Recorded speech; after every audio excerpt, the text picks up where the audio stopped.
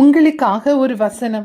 செக்கரியா 3:7 நீ என் வழிகளில் நடந்து என் திருமுறைகளை கடைபிடித்து ஒழுகினால் நீ என் இல்லத்தை ஆள்வாய், என் திருமுற்றங்களுக்கும் பொறுப்பாளி ஆவாய். இங்கே நிற்கும் தூதர்களிடையே சென்று வரும் உரிமையை உனக்கு தருவேன் என்று படைகளின் ஆண்டவர் கூறுகிறார். இறைவாக்கினர் செக்கரியாவுக்கு தரிசனத்தில் காண்பிக்கப்பட்ட நிகழ்வு யோசுவா உயிருடன் இருந்த காலத்தில், யோசுவா தலைமை குருவாக இருந்த காலத்தில் செக்கரியாவுக்கு கடவுள் கொடுத்த தரிசனம். யோசுவாவுக்கு ஆண்டவரின் தூதர் உறுதிமொழி கூறுகிறார். எவ்வாறு என்றால், யோசுவா ஆண்டவரின் தூதர் முன்னிலையில் நின்று கொண்டிருந்தார். அவர் மேல் குற்றம் சாட்டுவதற்கு அவரது வலப்பக்கத்தில் சாத்தானும் நின்று கொண்டிருந்தான். அப்பொழுது சாத்தானை ஆண்டவரின் தூதர் கடிந்து கொண்டார்.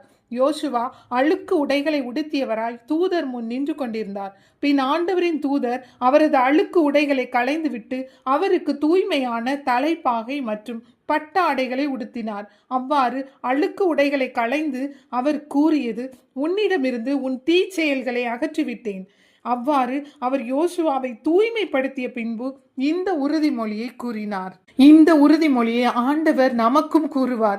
அவர் வழிகளில் நாம் நடந்து அவருக்கு கீழ்ப்படிந்து பரிசுத்த வாழ்க்கை வாழும்போது நமக்கும் ஆண்டவர் இத்தகைய உறுதிமொழியை கூறுவார். நீ என் வழிகளில் நடந்து என்பது கடவுளின் வழியில் நடப்பது, அவருக்கு கீழ்ப்படிந்து பரிசுத்த வாழ்க்கை வாழ்வதை குறிக்கிறது. நம் தீச்செயல்களை களைந்து விட்டு அழுக்கு ஆடையை களைந்து விட்டு வெண்மையான பரிசுத்த ஆடையை அணிந்து கொள்ளுங்கள் என்று ஆண்டவர் கூறுகிறார். படைகளின் ஆண்டவர் மக்களை பார்த்து என்னிடம் திரும்பி வாருங்கள் என்கிறார். உங்கள் மூதாதையரை போல் இருக்காதீர்கள், பாவம் செய்யாதீர்கள், உங்கள் தீய நெறிகளையும் தீ செயல்களையும் விட்டுவிட்டு மனம் திரும்புங்கள் என்று இறைவாக்கினர்கள் கூறியும் அவர்கள் மனம் மாறவில்லை, பொருட்படுத்தவும் இல்லை என்று ஆண்டவர் கூறுகிறார். எனவே அவர் வழிகளில் கட்டளைகளுக்கு கீழ்ப்படிந்து பரிசுத்த வாழ்க்கை வாழ்ந்தால் நீ என் இல்லத்தை ஆள்வாய் என்கிறார் ஆண்டவர். கடவுள் தம் ஆலய பணியையும் மக்களையும் கவனிக்கும் பொறுப்பை ஒப்படைப்பேன் என்கிறார். நீ என் நம்பிக்கைக்கு உடையவனாக இருந்தால் ஊழிய பொறுப்பை அளிப்பேன் என்கிறார். அவரது திருமுற்றங்களுக்கு பொறுப்பாளி ஆவாய் என்கிறார்.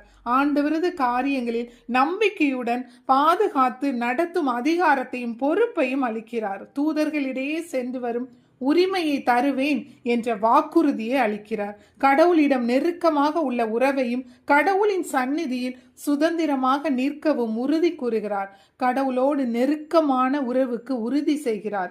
அதற்கு நாம் செய்ய வேண்டியது கடவுளின் வழியில் அவருக்கு கீழ்ப்படிந்து நடப்பது. அவரது வழியில் நடப்பவர்களை அவர் உயர்த்துகிறார்.